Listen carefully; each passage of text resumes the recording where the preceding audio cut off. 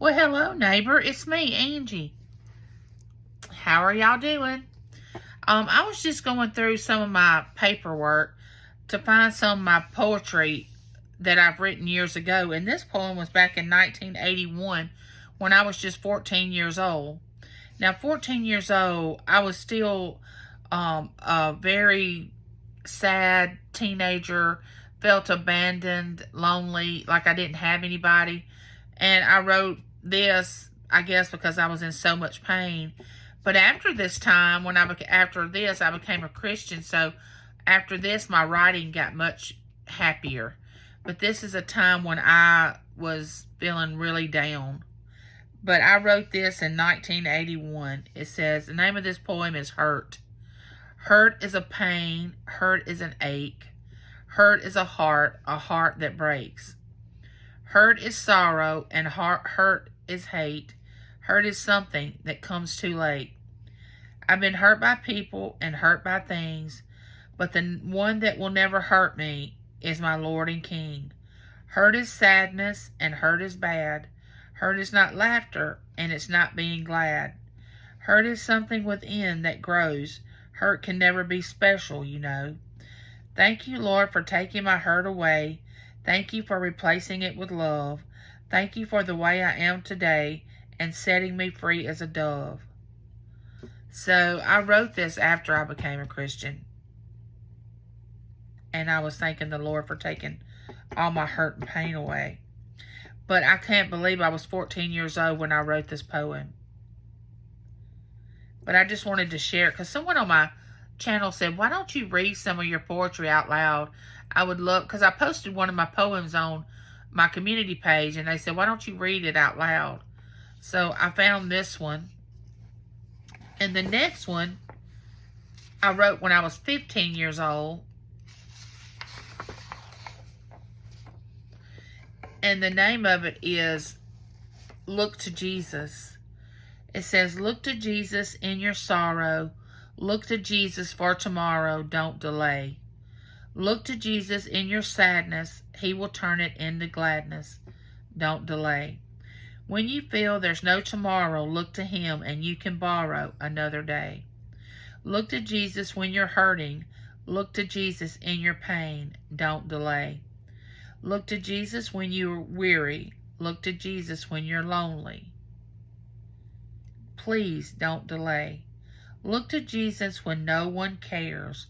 Look to Jesus and let Him share His love with you. He will say to you, let me take your hurt away. Let me take your pain and give you love. When the outside looks all wrong, just look inside and there you're strong, 'cause I'm giving you love. I live in you, you live in me, together in harmony, giving love. Giving love. Just lift your hands to the throne and you will know that you're not alone because I'm giving love. Now, I wrote this in August of 1982 and I was 15 years old. I was 15 years old when I wrote this poem. So you can see how much I've changed over the years from being this hurt, sad, lonely, abandoned teenager into this older, mature, loving, understanding, kind person. And it's taken years to get to this point, but I go back and I read these and I think, wow, I cannot believe that I was writing this, that I felt this sad about things. But I guess I had to go through this pain to get to where I am today. But, let's see, I wrote another one when I was 15. Here's one. It's called God's Creation. And this one I wrote when I was 20. It's called Fate.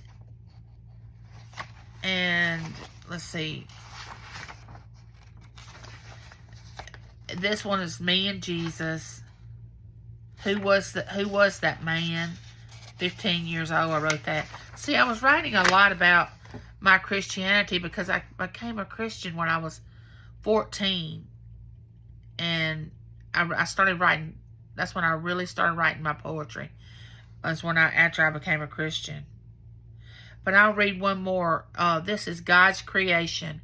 God's creation began with an earth that was without shape or form.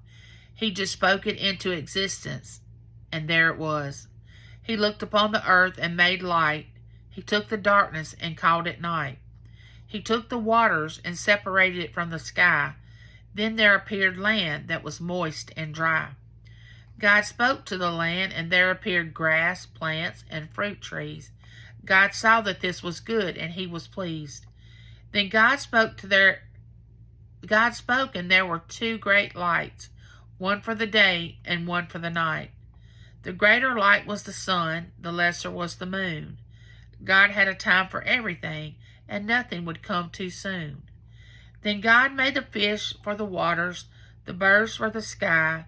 He made man in his image that would never die. The man was called Adam, and his helpmate Eve.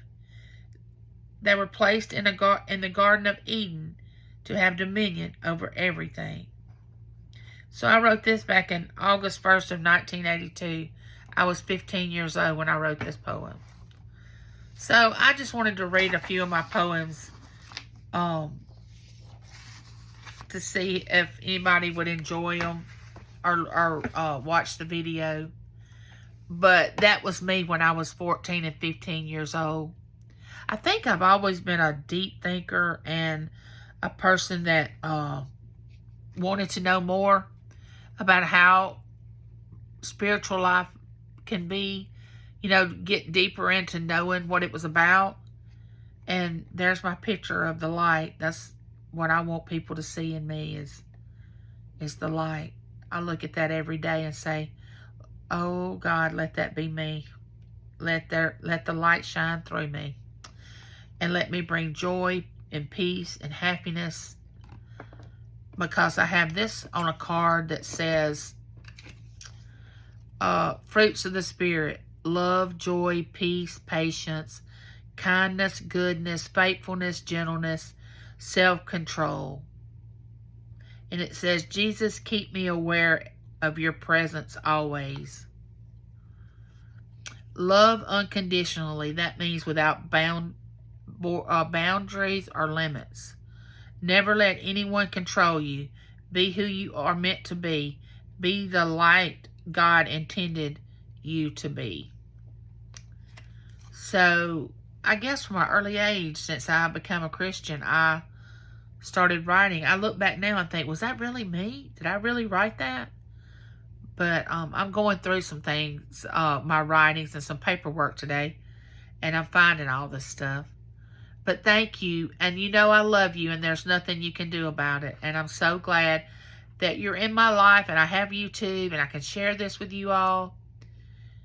And don't forget, like, share, subscribe, comment, and don't forget, be the light. Be the light in someone's life, in their darkness. Also, don't forget, I'm trying to get to 1,200 neighbors. I'm at 1182 right now, so I only lack 18. And when I get to 1,200, I'm going to do a giveaway. All right, neighbor. See you later. Bye.